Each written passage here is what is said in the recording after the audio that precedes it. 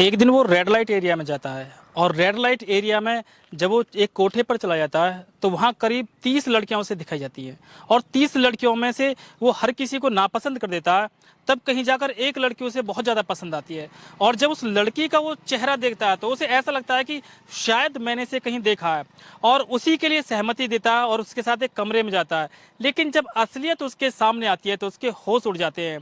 तो दरअसल वो लड़की कोई नहीं थी, वो उसकी पत्नी ही थी जो कुछ दिन पहले उससे बिछड़ गई थी। जी हाँ दोस्तों, मैं मुस्तकीम खान और आप देख रहे हैं 6 PM। तो दोस्तों, आज की सच्ची घटना है कर्नाटक की राजधानी बेंगलुरु की। और बेंगलुरु में एक साहिल नाम का लड़का होता है और इस साहिल नाम के लड़के की एक मल्टीनेशनल कंपनी में महाराष्ट्र में जॉब लग जाती है और महाराष्ट्र में ये जॉब करने चला जाता है।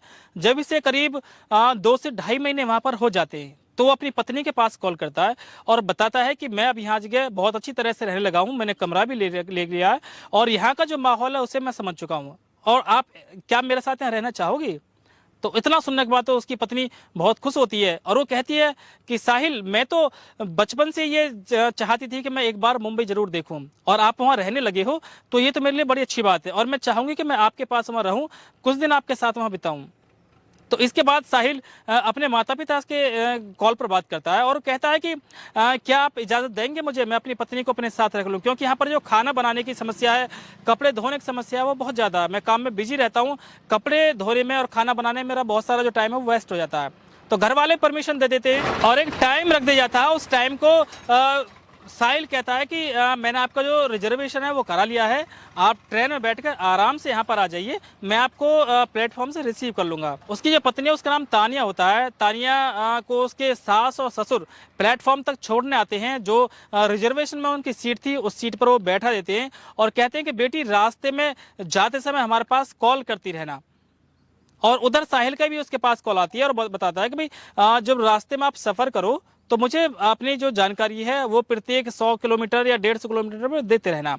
और ये जो सफ़र था करीब 1500 किलोमीटर लंबा था ये सफ़र और उस 1500 किलोमीटर के लंबे सफ़र को तानिया तय करने के लिए ट्रेन में बैठ जाती है। हालांकि वो ट्रेन में पहले भी कई बार बैठ चुकी है लेकिन इतने लंबे सफ़र पर वो शायद पहली बार जा रही थी। जब वो ट्रेन में बैठी होती है और मन नहीं लगता तो फिर साहिल के पास कॉल करती है और बताती है कि मैंने करीब 100 किलोमीटर का जो सफ़र है वो तय कर लिया। साहिल बताता है कि भाई जो ट्रेन है इसका जो मामला है वो बड़ा अजीब गरीब होता है, यहाँ पर आपको कई तरह के लोग मिलेंगे। आप एक काम करना, किसी से भी वहाँ फालतू बात मत करना और किसी से भी खाने का जो सामान है बिल्कुल भी मत लेना। वो कहता है कि मेरी जो बात है इसे बिल्कुल गौर से सुनो और कान में ऐसे गांठ बांध लो कि किसी से भी आपको खाने का सामान नहीं लेना। तानिया कहती है कि आप बेचिंता रहिए, आप निश्चिंत रहिए, मैं पढ़ी लिखी हूँ और मैं इतना जानती हूँ कि यहाँ पर वो जो बहुत फ्रॉडबाजी होती है और मैं किसी से भी खाने का सामान नहीं लूंगी। अब तानिया सफ़र कर रही थी, उसकी सीट के सामने भी 2 व्यक्ति बैठे होते हैं। जो 2 व्यक्ति बैठे हैं वो दोनों व्यक्ति आपस में भी अनजान थे और तानिया से भी अनजान थे। दोनों आपस में बात करते रहते हैं और काफ़ी देर जब उन्हें बात करते हो जाती है तो तानिया से बोलते हैं कि बहन जी, आप कहाँ पर जाएंगी। तानिया बताती है कि मुझे मुंबई जाना है, मेरे पति वहाँ पर रहते हैं, एक मल्टीनेशनल कंपनी में काम करते हैं, मैं उन्हीं के पास जा रही हूँ। तो कहने के बहन जी, लगता है कि आप शायद पहली बार ट्रेन में सफ़र कर रही हैं। लेकिन तानिया कहती है कि नहीं, सफ़र तो मैंने कई बार किया है लेकिन इतना लंबा सफ़र पहली बार मैं अकेले कर रही हूँ। इसी तरह से उनकी धीरे धीरे बात शुरू हो जाती है। वो दोनों भी आपस में बात करते हैं और एक दूसरे को परिचय देते हैं, भाई आप कहाँ से हो या आप कहाँ से हो। इस तरह से उनकी बात जो वहाँ पे छिड़ जाती है। सबसे पहले वो बिजनेस के बारे में बात करते हैं और काफ़ी देर तक जब वो बात करते रहते हैं तो क्योंकि सफ़र बहुत लंबा था तो इसी बीच में तानिया भी कई बार कभी मोबाइल चलाती है, कभी अपने पति से बात करती है, कभी अपने सास ससुर को अपनी पोजीशन के बारे में बताती है कि मैं ठीक हूँ और अच्छा सफ़र चल रहा। इसी कसम में कई 100 किलोमीटर उनके गुजर जाते हैं। इसी बीच में वो दोनों खाने का कुछ सामान निकालते हैं और जब खाने को बैठते हैं तो तानिया से बोलते हैं कि बहन जी, आप भी थोड़ा सा खा लीजिए। लेकिन तानिया मना कर देती है कि नहीं नहीं, मैं खाना खा चुकी हूँ, मैं अब नहीं खाऊंगी, मेरा मन नहीं है खाने का। तो वो दोनों अपना खाना अपना आप खा लेते हैं। अब कुछ देर बाद तानिया को भी भूख लगती है और तानिया भी अपना खाना निकाल कर खाना शुरू करने ही वाली थी कि वो दोनों लोग उसकी तरफ देखने लग जाते हैं। जब उसकी तरफ देखने लग जाते हैं तो जाहिर सी बात है, काफ़ी देर से उनकी बातचीत भी हो रही थी, वो बहन जी उसे कह रहे थे। तो तानिया का भी फर्ज बनता था कि उनसे पूछ ले कि भैया क्या आप भी खाना खाओगे। तो इसी के चलते तानिया ने पूछ लिया कि भैया क्या आप भी कुछ लेना चाहोगे। तो उन दोनों व्यक्तियों ने पहले तो मना करा, फिर तानिया ने जब दोबारा कहा था उन्होंने थोड़ा थोड़ा सा उसके में से खाना ले लिया और खाना खा लिया। फिर दोनों में उन तीनों में इसी तरह से बातें चलती रहीं और सफ़र जो है वो यूं ही कटता चला गया। काफ़ी देर जब गुजर जाती है और वो करीब मुंबई पहुंचने से 150 किलोमीटर पहले जब उसकी ट्रेन पहुंच जाती है, तो साहिल भी उससे बीच बीच में हालांकि बात करता रहता है। वो बताती रहती है कि मैं आपसे अब 500 किलोमीटर दूर हूँ, अब 400 किलोमीटर दूर हूँ, अब 300 किलोमीटर दूर हूँ, और लास्ट में बताती है कि मैं आपसे अब केवल 150 किलोमीटर दूर हूँ। तो साहिल फिर भी उसकी हिम्मत बांधता है और कहता है कि आप परेशान मत होना बिल्कुल भी तानिया, मैं आपको प्लेटफॉर्म पर लेने के लिए आ जाऊँगा, आप आराम से अपना सफ़र करो। तो इसी बीच वो जो दोनों व्यक्ति हैं वो चाय के लिए ऑर्डर देते हैं। तो जब चाय आती है तो चाय 3 कप आती है, दोनों कप वो एक एक ले लेते हैं और तानिया से कहते हैं कि बहन जी आप भी चाय ले लो। तानिया मना करती है, लेकिन क्योंकि बहुत लंबी उनकी बातचीत चली थी, आपस में मेल मिलाप भी उनका हो गया था। भाई इतने लंबे सफ़र में आदमी की जान पहचान किसी न किसी रूप में हो जाती है, और इतना लंबा जो सफ़र है वो बहन भाई का रिश्ता एक तरह से वो कुछ ही पल में बन चुका था। तो जो तानिया है वो ज़्यादा मना नहीं कर सकी और तानिया ने वो चाय पी ली।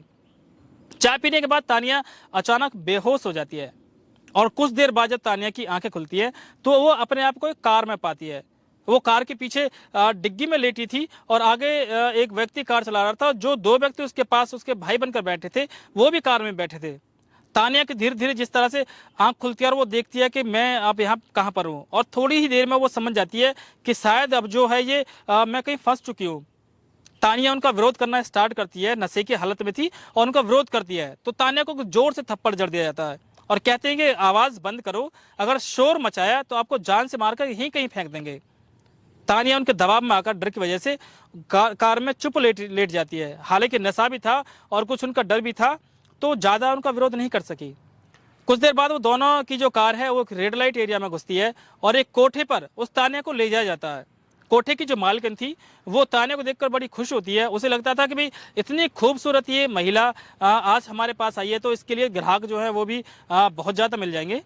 अब इसी कश्मकश में जब वो तानिया वहाँ पर पहुँच जाती है तो वो उस तानिया को करीब 40,000 रुपये में बेच देते हैं। 40,000 रुपये लेकर वो दोनों वहाँ से रफू चक्कर हो जाते हैं और तानिया को वहीं कैद कर लिया जाता है। बाद में तानिया से देह व्यापार करने के लिए प्रेशर डाला जाता है, लेकिन तानिया इसका बार बार विरोध करती है। हालांकि वहाँ पर और भी बहुत सारी लड़कियां थी जो इस तरह के देह व्यापार में उस रेड लाइट एरिया में रह रही थी। बहुत सारी लड़कियां थी जो खास तौर से इसी तरह से वहाँ पर लाई गई थी और मजबूरी में वहाँ पर उन्हें देह व्यापार करना पड़ता था, क्योंकि वहाँ से बाहर निकल भी नहीं सकती थी, जान का भी खतरा था। तो इसी तरह जब तानिया को प्रेशर डाला जाता है, लेकिन तानिया किसी भी प्रेशर में नहीं आती है। तानिया की बहुत ज़्यादा वहाँ पर पिटाई भी की जाती है और उसे बता दिया जाता है कि अब तुम्हारे पास बचने का कोई रास्ता नहीं है, या तो आपको देह व्यापार करना है या फिर आप मारी जाओगी। जो उसके साथ और वहाँ लड़कियां रह रही थी वो भी उसे बहुत समझाती है कि बहन बहुत ज़्यादा इनका विरोध करना ठीक नहीं है। तानिया को इसी विरोध में करीब 12 दिन गुजर चुके थे और 12 दिन तक वो रोजाना की पिटती थी, खाना भी नहीं खाती थी। लेकिन 12 दिन के बाद जब तानिया ने बिल्कुल ये सोच लिया कि अब यहाँ से बाहर निकलने का कोई रास्ता नहीं है, वो मन ही मन रोती रहती थी कि भी किसी तरह से मैं साहिल से मिल जाऊं। और उधर जब साहिल ने लास्ट टाइम कॉल की थी 150 किलोमीटर के बाद में, तो साहिल का जो फ़ोन जब तानिया के पास पहुंचा तो तानिया का फ़ोन ने स्विच ऑफ बता दिया। बस इसी बात को लेकर साहिल काफ़ी परेशान हो गया था और उसने तानिया को हर जगह तलाश करा, लेकिन तानिया उसे नहीं मिल सकी।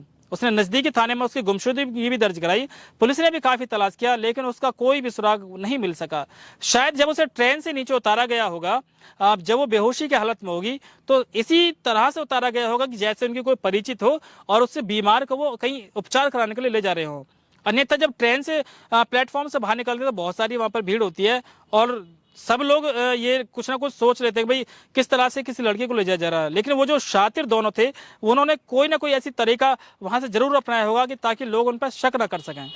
तानिया का पति शाहिल जब किसी की भी कॉल आती, किसी अनजान नंबर से कॉल आती, तो तुरंत वो सेकंड भर में उस कॉल को उठा लेता और ये सोचता कि शायद ये तानिया की कॉल ना हो, लेकिन वो कॉल बदकिस्मती से किसी और की ही निकलती।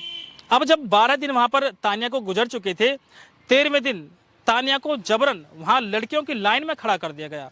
एक ग्राहक जब उस कोठे पर आता है उस दिन 13वें दिन, तो तानिया को देखकर वो बड़ा खुश होता है और तानिया को ही पसंद कर लेता है और तानिया को के एवज में जितने रुपए उस कोठे की मालकिन ने मांगे थे उतने रुपए उस कोठे की मालकिन को दे देता है।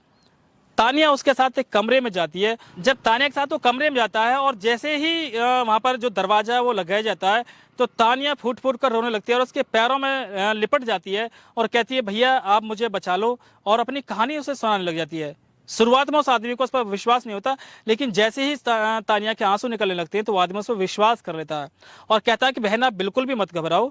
हालांकि जो कोठे पर व्यक्ति जा रहा है वो शरीफ व्यक्ति तो बिल्कुल नहीं हो सकता, लेकिन किसी तरह से उस व्यक्ति को वहां पर दया आ गई और उसे वो तानिया की जो बात है उसे सुनने के लिए राजी हो गया, तानिया की बात सुनने लगा। और जब तानिया ने उसे अपनी कहानी बताई कि मेरे साथ ऐसे ऐसे घटना हुई है, मेरे पति यहीं मुंबई में है, मल्टीनेशनल कंपनी में काम करते हैं और मैं उनके पास पहुंचने ही वाली थी कि मेरा किडनैप कर लिया गया, मुझे नशीला पदार्थ दे दिया गया और आज मैं यहाँ पर हूँ, इस कोठे पर हूँ। तो उसे हाथ जोड़कर रिक्वेस्ट करते हैं कि भैया किसी तरह से मुझे यहाँ से बचा लो।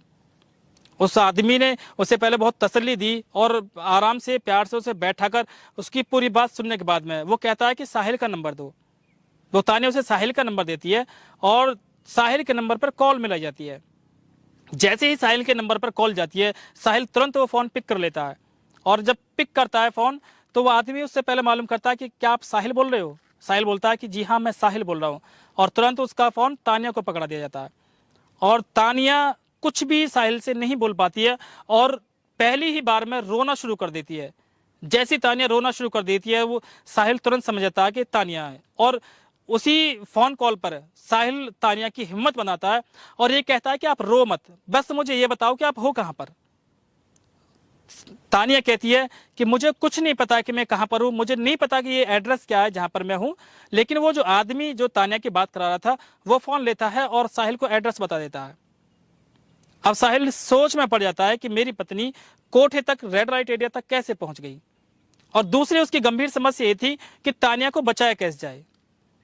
अब वो तानिया को बचाने के लिए पूरे प्रयास करता है, लेकिन उससे पहले तानिया को समझा देता है कि आप हिम्मत मत हारना और इस तरह से बिहेव करना कि जैसे आपने मुझे बताया ही ना हो। यहाँ कोठे पे रहना तो इस तरह से रहना कि जैसे इन किसी को शक ना हो कि आप ये सूचना मेरे पास तक पहुंचा चुकी है या इस बात की जानकारी किसी को मिल चुकी है। तानिया भी समझदार थी और वो कहती है कि बिल्कुल मैं ऐसा ही करूंगी। वो व्यक्ति जो तानिया के साथ उस कमरे में था वो करीब 1 घंटा बिताने के बाद उस कमरे में से बाहर निकल के अपने घर चला जाता है। अब तानिया का जो पति साहिल है वो सोचता है कि मैं क्या करूं। अगर पुलिस को सूचना दी गई तो पुलिस में भी ऐसे बहुत सारे लोग होते हैं जो हो सकता है कि उनमें से कोई व्यक्ति कोठे वाली को जानकारी दे दे और कोठे वाली को जानकारी मिलने के बाद में हो सकता है कि तानिया के साथ कुछ गलत हो जाए। इसी कश्मकश में उसे बहुत सारा टाइम गुजर जाता है, लेकिन फिर उसके मन में विचार आता है और हिम्मत करता है। हिम्मत करने के बाद उसी कोठे पर, उसी रेड लाइट एरिया में उसी कोठे पर वो पहुंचता है। ग्राहक बनकर जब उस कोठे पर वो पहुंचता है तो वहां जो कोठे की मालकिन थी उस कोठे की मालकिन से लड़कियां दिखाने के लिए कहता है। कोठे की मालकिन बहुत सारी लड़कियों को वहां पर उसके सामने लाती रहती है, लेकिन वो हर एक लड़की को रिजेक्ट कर देता है। जब वो सभी लड़कियों को नापसंद करता रहता है तो उसके बाद उसके सामने तानिया को लाया जाता है। जैसे ही तानिया उसके सामने आती है और तानिया की नज़र साहिल से मिलती है तो तानिया की नज़र तुरंत झुक जाती है और आंखों में आंसू आने लगते हैं। साहिल भी उसे देखकर बहुत ज़्यादा गमगीन हो जाता है, लेकिन जो अपनी भावना है उन्हें अपने अंदर ही वो कैद कर लेता है। किसी के सामने भी अपनी भावना को जाहिर नहीं होने देता है और कहता है कि मुझे ये लड़की पसंद है और मैं इसी के साथ कमरे में जाना चाहूँगा। जो कोठे की मालकिन है वो तानिया के बदले में ज़्यादा रुपये की मांग करती है, लेकिन साहिल ज़्यादा रुपये देने के लिए भी तैयार हो जाता है। अब कोठे की मालकिन रुपए लेकर तानिया और साहिल को कमरे में भेज देती है। जैसे ही कमरे का दरवाजा बंद होता है तानिया साहिल से लिपटकर रोने लगती है, लेकिन साहिल उसका मुंह दबा लेता है ताकि जो आवाज़ है वो बाहर तक ना पहुंच पाए और उसे समझाता है, बड़े प्यार से उसे समझाता है। काफ़ी देर तक उसका धीरज बनाता है और तब तक उसका धीरज बनाता रहता है तब तक कि वो चुप नहीं हो जाती। जब तानिया चुप हो जाती है और धीरे धीरे रोने लगती है तो उससे पूरी कहानी पूछता है। तानिया उसे शुरू से लेकर आखिर तक की शॉर्ट में कहानी बताती है और कहती है कि इस तरह से मैं यहाँ पर फंस चुकी हूँ, किसी तरह से यहाँ से निकाल लो। साहिल कहता है कि अगर हमने यहाँ से निकलने की कोशिश की, जबरन यहाँ से निकलने की कोशिश की, तो ये लोग हमें पकड़कर मार देंगे या बुरी तरह से घायल कर देंगे। अब साहिल के मन में विचार आता है और वो तुरंत जो नज़दीकी थाना है उसके लिए फ़ोन मिलाता है। वो कॉन्टैक्ट नंबर पहले ही अपने साथ ले जा चुका था। नज़दीक थाने में कॉल करता है और उन्हें पूरी सिचुएशन बताता है और कहता है कि हमें बचा लो, यहाँ पर हम इस फला नंबर कोठे पर हैं और अगर आप समय से आगे तो हम बच जाएंगे। और मैं सल्यूट करना चाहूँगा साहिल को भी और सल्यूट करना चाहूँगा उन पुलिसकर्मियों को भी जिनके पास साहिल ने कॉल की थी। उन पुलिस वालों ने साहिल की बात को काफ़ी गंभीरता से लिया और थोड़ी देर में काफ़ी जो पुलिस फोर्स है वहाँ पर बुला ली गई और उस कोठे को चारों तरफ से घेर लिया गया। पुलिस अंदर जाती है जांच के बहाने और वहां पर जितने भी जो कोठे में जितने भी वहां पर कमरे थे, सभी में एक तलाशी अभियान शुरू करती है। और जब पुलिस उस कोठे में जाती है तो वहां पर हड़कंप मच जाता है, भागम भाग मच जाती है, क्योंकि बहुत सारी लड़कियां ऐसी थीं जिन्हें जबरन वहां पर रखा गया था। पुलिस तलाश करती हुई उसी दरवाजे को खोलती है जिसमें तानिया और साहिल थे। जब पुलिस उस कमरे में पहुंच जाती है तो तानिया और साहिल की जान में जान आ जाती है और इस तरह से पुलिस उन्हें उस कोठे से निकाल लाती है। इस तरह से तानिया और साहिल की जो जान है वो बच जाती है। इसी दौरान वहां से बहुत सारी लड़कियां ऐसी आजाद की जाती हैं जो जबरन वहां पर लाई गई थी। तो पुलिस की सतर्कता के चलते उस तानिया और साहिल को वहां से बचा ले जाता है। और मैं सैल्यूट करना चाहूंगा उन सभी लोगों को जिन्होंने साहिल की और तानिया की मदद की थी। तो दोस्तों, इस तरह की जो इंसानियत है वो आज भी जिंदा है, और इस तरह की जो हैवानियत है, जिस तरह से तानिया को अपने झांसे में लेकर उस कोठे तक पहुंचा दिया था, इस तरह की हैवानियत भी आज के दौर में जिंदा है। तो दोस्तों, आपको इस कहानी को सुनाने का सीधा तात्पर्य यह है कि हमेशा सतर्क रहें, जागरूक रहें, क्योंकि इस तरह की जो समस्या है वो लगातार हमारे जो समाज में है वो जहर घोल रही है। हमारे समाज का एक हिस्सा इनसे बहुत ज्यादा बर्बाद होता जा रहा है। ऐसे बहुत सारे मामले लगातार आते रहते हैं जिसमें इस तरह की जो घटना है, बच्चियों को या महिलाओं को या लड़कियों को उठाकर किडनैप कर कोठे तक, रेड लाइट एरिया तक पहुंचा दिया जाता है, और उनकी जो जिंदगी है वो वहीं पर दबकर दफन हो जाती है, और पूरी जिंदगी उनकी वहीं पर बर्बाद हो जाती है। ना तो वो अपने घर आने लायक रहती है और न ही वहां पर वो कभी खुशी से जी पाती है। तो इस तरह कहानी सुनाने का सीधा सा मतलब केवल आपको जागरूक करना था। तो दोस्तों, इसी तरह कहानी रोजाना 6 PM पर शाम के 6 बजे लगातार हम आपको देने की कोशिश करेंगे। तो हमारे साथ आप जुड़े रहें। अगर आपने अभी तक हमारे चैनल को सब्सक्राइब नहीं किया तो चैनल को सब्सक्राइब करके बेल आइकन जरूर दबा दें।